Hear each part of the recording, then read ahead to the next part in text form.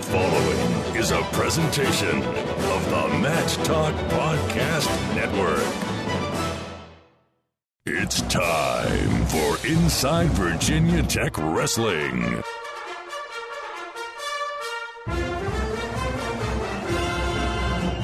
We'll talk all things Hokie wrestling with Coach Kevin Dresser and his staff.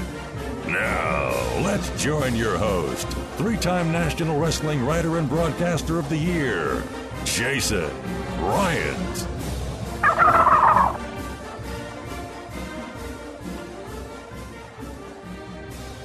Episode 37 of Inside Virginia Tech Wrestling. It's fall in Blacksburg. It's a great place to be. Our guest today, he enjoys the fall in Blacksburg. Ty Walz, welcome back to the program. Thank you very much for having me. I appreciate it. Yeah, how awesome is fall in Blacksburg right about now? There's like a corny bumper sticker that goes around that, and it says, "If God isn't a Hokie, why do the leaves turn orange and maroon in the fall?" And it's pretty funny, but it's kind of true. So everything's kind of school colors here in the fall, which is interesting. I don't mean to burst you Hokie fans' bubble with that bumper sticker, but that school down in Chapel Hill that's in the conference also has, "If God wasn't a Tar Heel fan, why do you make the sky Carolina blue?" So, yeah. Anyway, valid point. I mean, hey, I guess he's a fan of the ACC. I guess that's how we can change that. I don't see anything really that. Never mind. I won't even. No point in bringing up that school in Charlottesville here on a program because this isn't their show. But anyway, Ty, how's the summer been for you? What's it like being back in school and back in practice? It was a tremendous summer. I actually had an internship for a little bit, which is boring, but we had a good amount of time to train. A lot of guys got better this summer, so it was a great environment. It always is here in Blacksburg during the summertime. Not too excited about going to my fifth year as a student, just because I don't want to graduate. I prefer to have a couple more after this, so it's kind of depressing but kind of exciting at the same time. And I don't remember what the other thing was that you asked me about.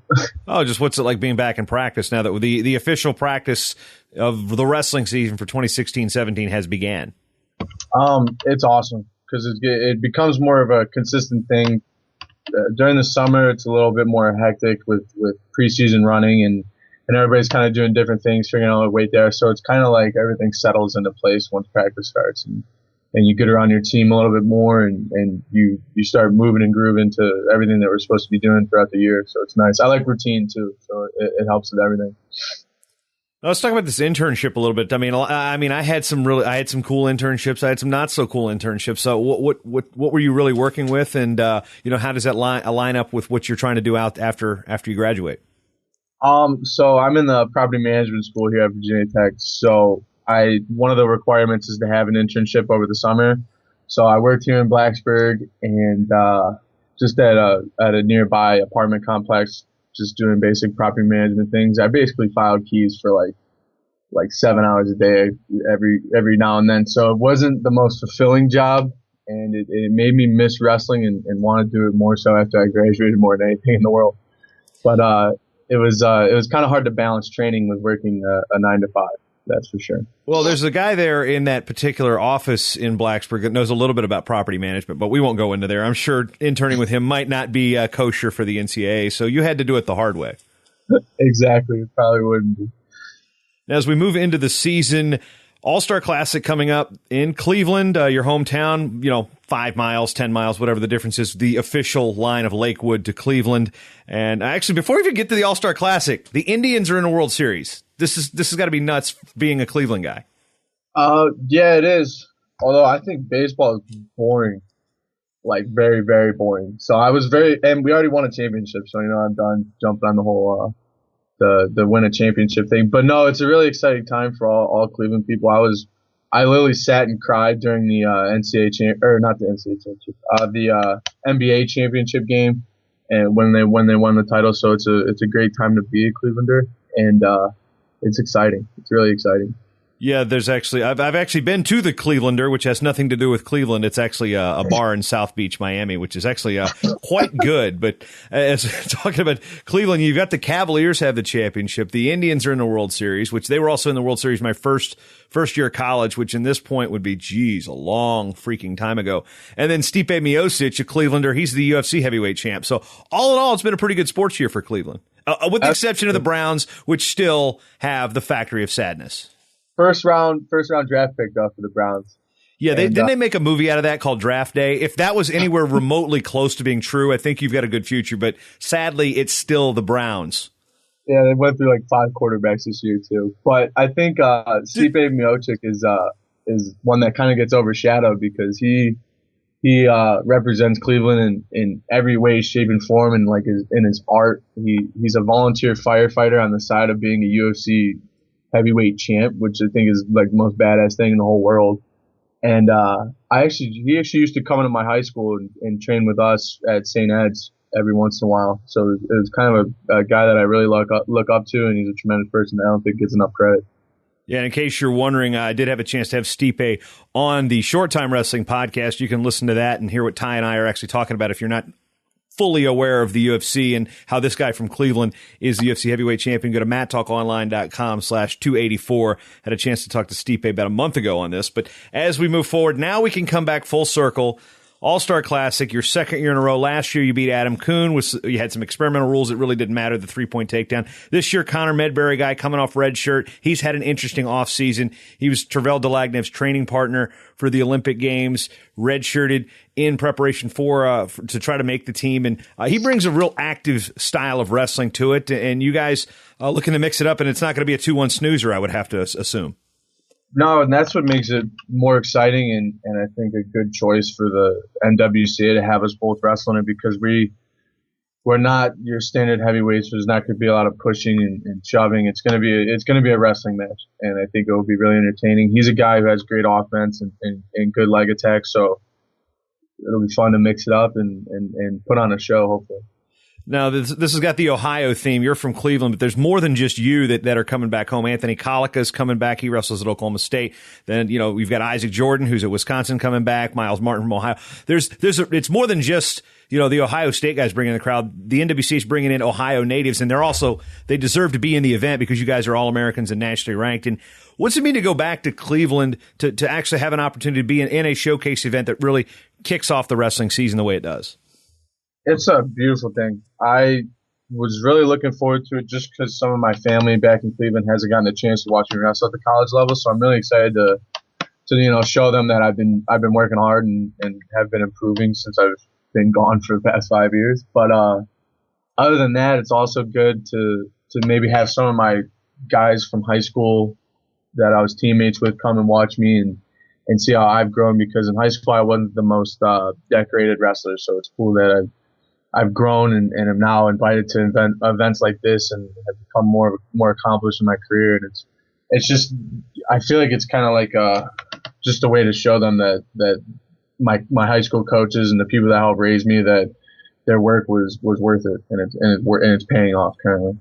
Of course, if you'd have gone pretty much anywhere other than St. Ed's, you might have been considered a decorated wrestler. But in that wrestling room, it's like, okay, yeah, you're not even close to being in like the top 10 of most decorated high school wrestlers at high school. You go across the street at another school, you'd be the best wrestler ever. I didn't even start my freshman year there, and I was. It has an interesting dynamic to it. I actually went there to play football and ended up wrestling, and kind of didn't even know what I was getting into in the first place, but. It's amazing how that helped shape my life into what it is today. So things go to plan this year. You're going to actually compete in more NCAA wrestling championship tournaments than you did high school state tournaments. That's true. That's an interesting thing. I mean, Kyle Dake won more NCAA titles than he did high school state titles, but I mean, he at least was in those events those years. I mean, you're going 4 on the college side, dude. Yeah, that's true. I've never thought about that. Well, that's what we're here for. We're here to make you think, Ty. We're here to make you think. Yeah, I haven't lost a wrestle off either. And I remember my freshman year, I got pinned twice in a wrestle off. So, well, speaking of that, you got the schedule with Edinburgh opening up that weekend, and where was the decision to say, you know what, I got to go at home, the All-Star Classic? If it wasn't in Cleveland, would you have kind of waffled a little bit and be like, you know what, maybe I'll stick around Blacksburg for this home opener, or was this a tough decision? I mean, how much input did you and Kevin Dresser have about saying, all right, I'm going to go to the All-Star Classic? Because the calendar fell a little funky this year, so it does overlap an event. Yeah, it was a discussion between me and all the coaches. We had to figure out what was the most important thing to do. I fault the NWCA a little bit putting this event at the same week that the season starts, because we only have like 2 or 3 home matches, or maybe only 2 in Castle Coliseum actually. And I mean, it's my senior year, and I really wanted to be at those events, and plus just be with my teammates in general, because we're pretty close in the team, and I feel I'm important to them. So I wanted to be there for them. We tried to make it work for me to actually be able to wrestle at Edinburgh, fly to Cleveland, and wrestle on later that night. But it ended up not coming to fruition. But it was a tough decision. I had to figure out whether or not it was selfish of me to make the decision and go there. But in the end, it was pretty important to me to go there. My team's gonna be fine without me, and I think it's a special event for wrestling, especially for my senior year. I'd like to be able to say I went to it and competed at my home city for the first match of the season. So that's going to open up a question. We talked to Coach Dresser about it on the last episode, and granted, practice hadn't started yet, so we were still wondering what the situation was going to be at heavyweight. We're expecting Andrew Dunn to redshirt, and you had this gargantuan freshman in there from Atoka, Anthony Helm, a multiple-time state champion. From what you've gotten to work out with these guys, I mean, do you think you can be okay at heavyweight if Ty, you get frostbite on your knee or something? Yeah, I think we'll be okay. We have a couple guys at 97 too that would be more than comfortable moving up, and I think it wouldn't be an issue for our team. We always will figure it out. I think we're pretty good at that at all weight classes. But yeah, staying healthy is definitely important for me. I mean, we've been in that situation before where we haven't had guys backing up and being able to fill holes in the lineup if there is some, but being consistent when training and making sure you're taking good care of your body is important. And I think guys on our team know that they have to take responsibility for that and stay healthy. As far as the team goes, we've heard what Coach Dresser feels about the expectations of this program. I want to hear it from the athletes. What's y'all's vibe in the wrestling room about what the goals are this year? Last year you got the trophy. There's the video floating around with you holding the 4th place trophy and an orange in your hand, and it was that was the kind of the mantra of last season. What are the goals for this season? How attainable do you guys think they are, and what are you as a team doing as far as individuals and wrestlers go to work towards that goal and be like, you know what, this is our time?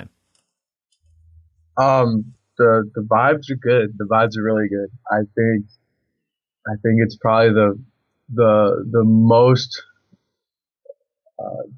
dedicated and all together we've ever been in probably program history, that we believe that we could be national champs, and I think there's more guys on the team than ever that their individual goal is the same as most of the other guys on the team, and that's to be an individual national champion. And with all those mindsets floating around that are similar, it's going to make this goal be realistic, and it's going to make it happen. And as long as guys on our team are selfish and they want to take care of themselves at the end of the year and be a national champ, we have 2 or 3 of them, then we're going to be sitting pretty on the team ranking. So I think right now we're as good as we can be. The vibes are awesome. So there's talk national championship talk here. It's not just like, all right, let's get another trophy. It's national. It's number 1 talk. It's mentioned, and I'd be upset to find that a lot of my teammates don't think about it every day, but I'm pretty sure they do. I think everybody's motivated, and there's guys that realize they can do it and that want to do it. So it's awesome. Who do you think is going to be the biggest surprise this year in that Hokie lineup? A lot of returning power, a lot of firepower. And from what you've seen in the room and being around these guys, 24/7, as far as being a tight-knit team, who's somebody that's really going to break through this year in that lineup? I mean, Jared Haught basically broke through last year in an All-American thing, but I honestly think, without a doubt, he could win an NCAA title this year. Not just saying that because he beats up on me every once in a while, but he's improved significantly. He has developed his wrestling. He's gotten tougher, and most of all, I think he's collected himself inside of his head a little bit more, and he's as strong in his mind now as he is with his body, and he's a freak. So that's pretty scary to say. So I think he can really step it up and do some big things this year. Zach Savatsky kind of fell a little short last year with his goals at the NCAA tournament, but he's somebody that's kind of persisted through a couple injuries this summer. But I think the injuries were not what he needed, obviously, but that's something hard that he was able to get through. And I think eventually it's going to strengthen his mind, and he'll be tougher this year and finish the way that he wants to, even at a tough weight class that he's in. But we have those two weights are definitely loaded, 184 and 197. And you mentioned, Haught saying you won't be surprised if he's contending for national championship. There's an Olympic bronze medalist at the weight too, so that's saying something. Yeah, exactly. And he's tremendous. But I mean, I could go up and down the lineup and name guys like Solomon Chisco. I can't see him having a bad year. Sal Mastriani, who's going to be at 157, he's done a tremendous job, and he's getting significantly better every time I see him wrestle. He's dominating the room and looking really good lately. So I'm excited to see him wrestle as well. Yeah. So this year, Shishko and you can actually go out to eat at the same place, right? Well, yeah, hopefully. I don't know. But, yeah, I'd love to be able to go out to eat with him. I get bored with conversations with just Jared Hall every time I go out to eat. So it'd be nice to throw Sully, maybe Sal in on those. Yeah, it's just chow down time. And now, as we talked about one Olympic medalist, Jaden Cox, you've got one in your weight class. A guy named Kyle Snyder, pretty good. You wrestled him. He's not bad. What are you going to have to do to knock him off to win a national championship? I think I got all the things going right now that I kind of need. I have good belief in myself. I have faith in the training that my coaches have put me through. I think my abilities and my strengths are equivalent to his. I don't have the same accomplishments as him, but I think freestyle is a little different sport than post-style wrestling. So I'll worry about competing with him in freestyle wrestling after I graduate. But for now, knowing and believing that I'm at the same level as him and I'm going to compete with him and eventually beat him at the end of the year or whenever we do meet, maybe at Vegas, then that's just what I have to focus on doing. Segue there to freestyle because you brought it up, and you just returned from the U.S. Olympic Training Center out in Colorado Springs along with Jared Haught, Coach St. John, and Coach Zadok. And what was that experience like to be back out at the OTC? I mean, I've been there a couple years. They've actually added some more fencing, and the room is awesome now. But what's it like, and what's that experience, and what do you get out of that with an October trip to the OTC as wrestling season starts collegiately?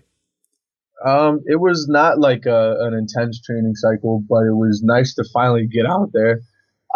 Jared and I both had never been out there, and it's funny when you get there and there's high school kids there wrestling because it's just something I never imagined I would go to, and there's kids that are 5-6 years younger than me that are out there already, so it's like you kind of feel like you're behind in that sense. But when you get out there, you get around the people that are there, you realize that they're not Greek gods like fighting on the side of a mountain up there. They're all just the same guys. They're just your competition, and it was great to be around great guys like Frank Molinaro, Jordan Burroughs, and Kyle Snyder, and to see how they act, compete, warm up, and do the things they do. But also being around different coaches, I think always is great for wrestlers because you could learn different things, hear them in a different light. Like maybe Bill Zadok showed us something that Mike had showed us the week before, but it just clicks differently because coaches can communicate with their athletes a little bit differently. So I think it was great from a development standpoint and from a mental standpoint, just being able to go out there. I think it's good for your confidence and knowing that you're right there with the best guys in the world. Okay, so I didn't realize it was your first time out there because when I was working at USA Wrestling from 2009, 2012, it was the room was basically one long set of mats. I think it was 3, might have been 4, but it was definitely 3. Now there's 8 in there.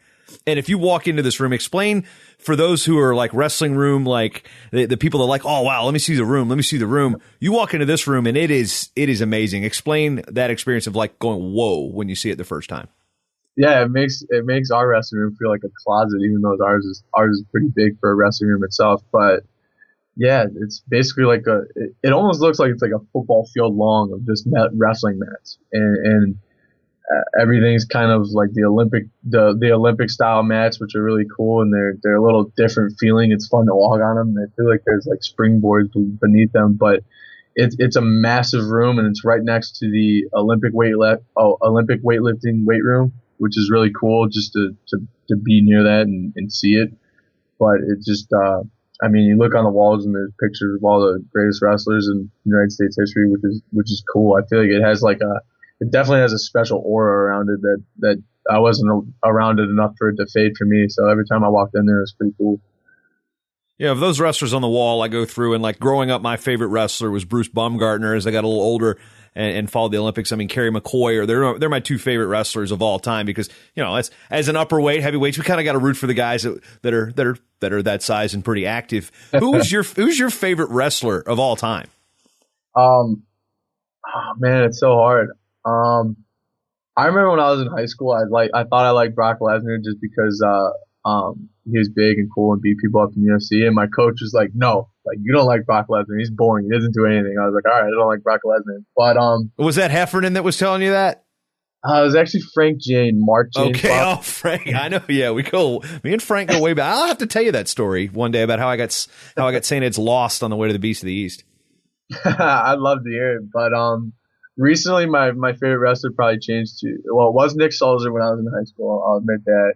Then he went to UVA, kind of messed things up a little bit. But Frank Molinaro, I think, recently just became my favorite. Being around him at the Olympic Training Center, I think he's a great example in our sport of persistence and sticking with the sport and overcoming whether it's doubt or a competition, because he went from getting beat by a lot of guys in the United States to almost winning a medal at the Olympics. And just seeing him last week,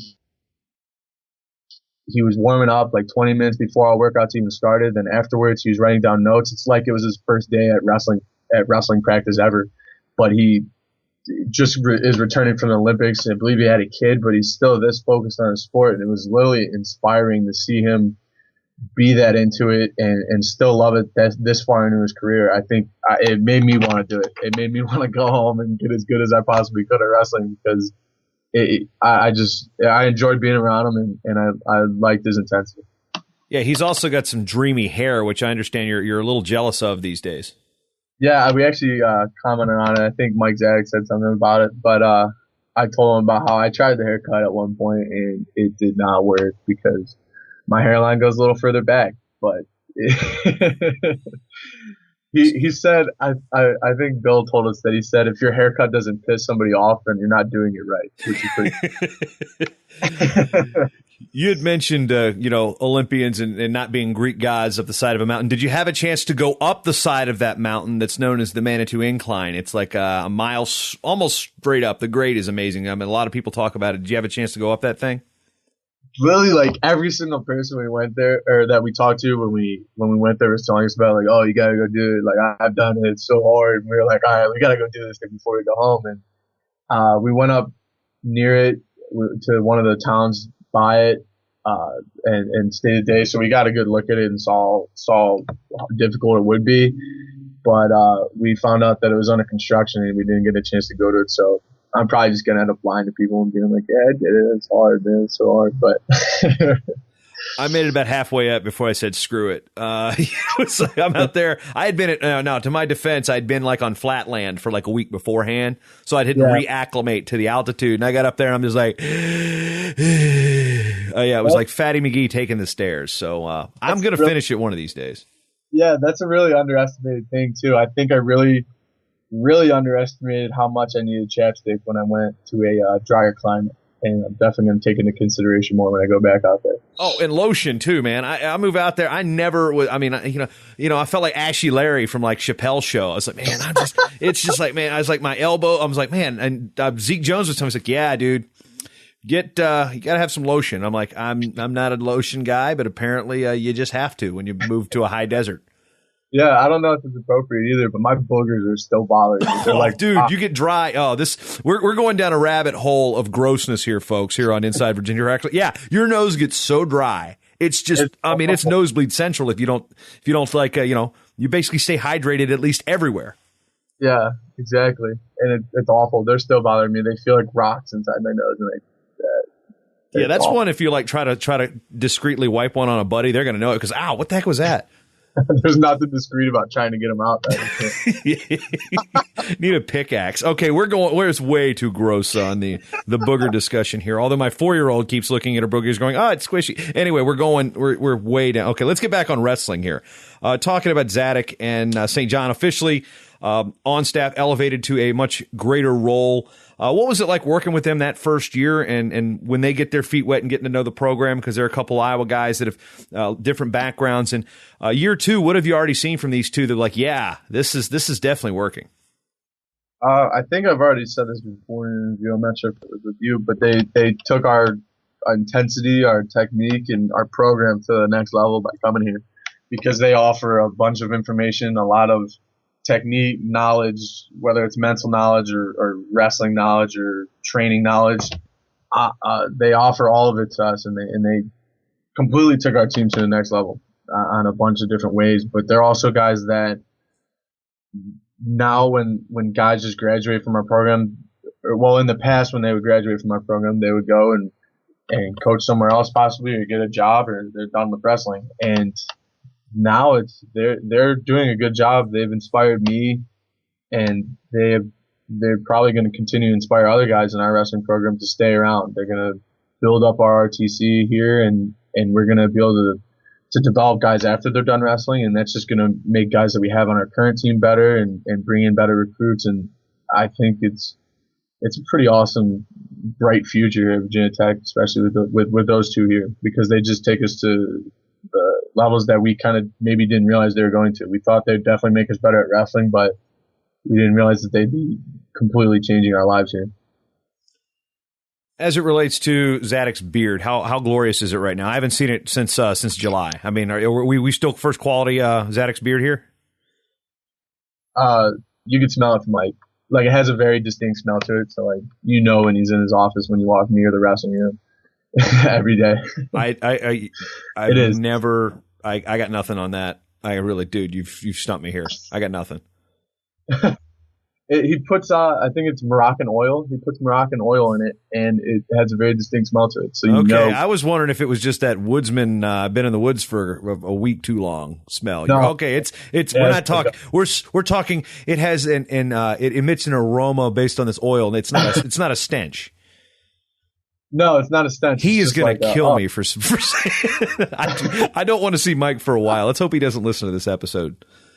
No, that's all right. The other day he said he was thinking about just shaving it off. I'm like, dude, you can't just shave it off. Like, we should donate it or something. Or I said we should auction it off because somebody would totally buy it. But it's in pristine condition. Yeah, it'd be on Kevin Humbert's wall before we know it. Oh, that's funny. Yeah, just make sure it doesn't get near Joey Dance's cat. Can you imagine what? Never mind. Anyway, we're just I'm throwing everybody under the bus today. It's the start of a new season. I'm feeling the start off the year right. A little salty now. Coaches can't comment on recruits until they've signed the letter of intent, but there's nothing preventing an athlete from going yeah, we like to have these guys. I will say this just in case. Let's not mention any names, but there are a number of recruits that are coming through that are from Ohio, and that pipeline is continuing. And what is it about the success of the Ohio athletes you think that are just saying, hey, yeah, let's go to Virginia Tech? A bunch more Ohio guys coming through. Well, it'd be sweet if we could get some St. Ed guys instead of these St. Parents grandkids. But shots fired. Shots fired. But I think it's great. I love seeing it, and hopefully, I know. Wait, am I allowed to say the names and stuff? Let's just stay away from that, just in case there is a situation that the NCAA doesn't want to hear about. Let's be honest. It wouldn't be the worst thing that's ever been said on this program, but let's just err on the side of caution. But I know some of the recruits that we had mentioned that seen how our program develops guys and takes guys that maybe that weren't that successful in high school and turns them into multiple time All-Americans is good and inspiring. And hopefully I'm an example of that and can show these kids how good you can get when you come to school here. But the whole Ohio thing's pretty sweet too, just because. Yeah, that's your sales pitch too. Yeah, guess what? If you were not a starter on your high school team as a freshman, you can come to Virginia Tech and be an All-American. That may be overstating it a little bit, but you definitely played a hilt there. All right, last thing we're talking about is this schedule. You already alluded to Vegas a little bit.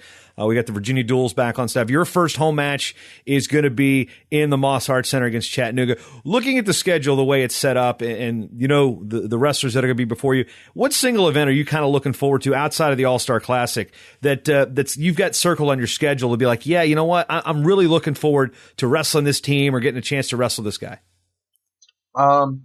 Vegas is of course always fun, and it's a great event with a lot of competition, and it's a different environment. But I really wish we had like a home match every single time, because home matches just make me so happy because they're fun and you wrestle in your own environment. You literally like wake up at your house and it's just like a normal day, and then you go and you wrestle and it's just fun. So I love home matches. They're so cool. So I wish we had a bunch more of those. But other than that, I think the Missouri Duel is going to be an awesome match. They have a solid team matchup for us, and they're a great team just like we are, and kind of an upcoming team. Maybe we're a little more so an upcoming team than they are, but it's going to be competitive. We've never wrestled them before. It's at their place, so it's exciting. Ty Walz wrapping up episode 37 of Inside Virginia Tech Wrestling. Last final thoughts as you head into the season for Hokie Nation. I got nothing appropriate, but go Hokies. Nothing. Yeah, again, we'll talk about appropriations here on the appropriate things. Anyway, let's just leave it like that. Thanks, Ty, for joining us. Good luck at the All-Star Classic. We'll see you down the line. Yep, thank you very much for having me.